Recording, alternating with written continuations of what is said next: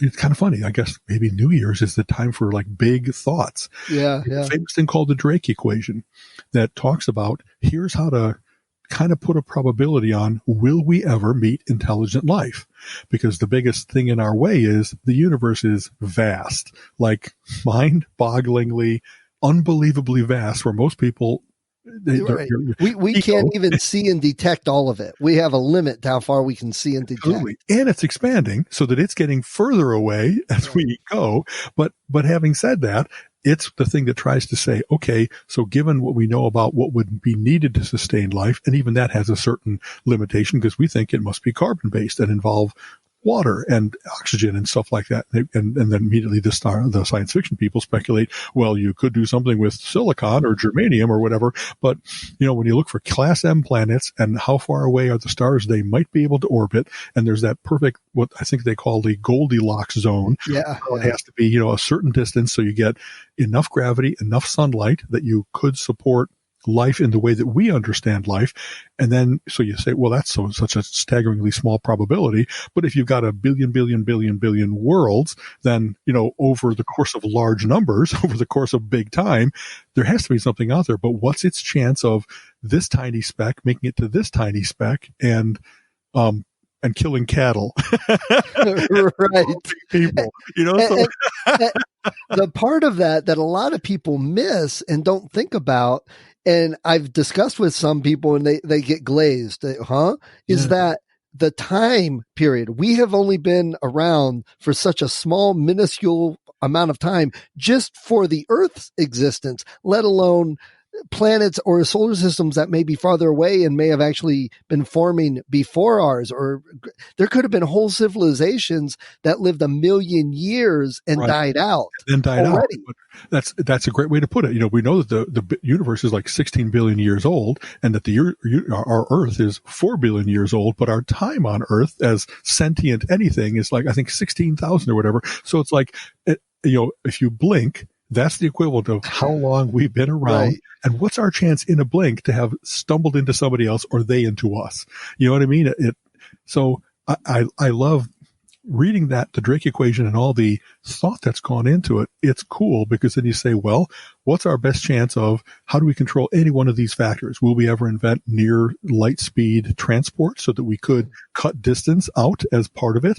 Will we be able to, our detection is just where to aim ourselves, or pop into the next dimension, zip around and come back out. Kind of the wormhole theory, exactly that you could have a shortcut. You know what I mean? Dune made use of that and how do you go into suspended animation? Otherwise, you have to not have a very efficient little bullet of a spaceship. You have to have an arc that has enough people that they can have generations in food, and that it's not you who's going to make it to a faraway planet. It's 20,000 generations out or whatever. How many sci-fi stories are based on that?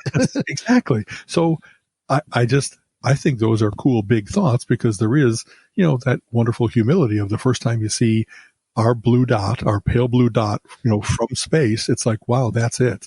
We can't use this one up. That's in this middle of vast nothingness, the harsh vacuum of space. We've got this one planet. And what are we going to do to hold on to it so that we have a chance of getting to these things? Or are we really going to let's pollute ourselves to death? Yeah. Let's have, limited thermonuclear war, limited. Right now, it looks like we're not doing a whole lot. Well, the fact that the doomsday clock is now edging forward, not based on the threat of war, but based on our neglect. Right. Isn't that just the saddest thing in the world? Yeah. and it's funny. The other night, we watched the Matt Smith Doctor Who Christmas episode, or not Christmas, the regular episode Pandorica when it opened, and the whole universe disappeared. And all that was left was the Earth. And when they looked up in the sky, there were no stars. Right. It's like, you think about it, and people that knew about it were devastated, obviously, but come on, folks, there's a lot out there. We are not, invulnerable. We're not only people are worried about alien attacks, but we aren't even taking care of it ourselves. They're just sitting back and waiting, that's, I don't know. I've seen a number of single panel cartoons where it's the aliens are passing our Earth by and they're like, So they are actually experimenting with nuclear devices on their own planet. Right. Yeah, I'm not associating with someone as stupidly suicidal as this race. Let's leave them alone. We got to put up a sign that says asylum. This world is crazy. The spaceship's driving by and they throw their fast food wrappers onto the earth. Right. Exactly. So, yes. Oh, I was going to say, so it is the new year. We're talking about all these big ideas for living for many, many more New Years. Right. You mentioned several New Year things like resolutions and calendars. So what good calendars did you get, Al?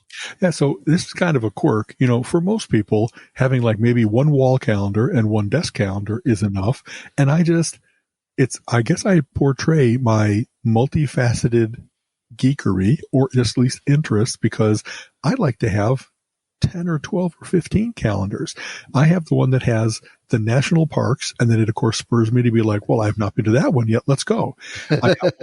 You know what I mean? I love mandalas and kaleidoscopes and things that have complexity and symmetry kind of all together.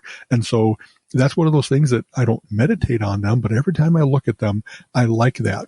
Colleen has often said, what kind of artwork do you want to have on your walls? Well, what you want to see out your window. So people who buy ugly artwork that's discordant or that's disturbing, I guess there's something to that, but I really don't want to see something that every time I look at it, I have to force myself to enjoy it. I like something that automatically catches my eye.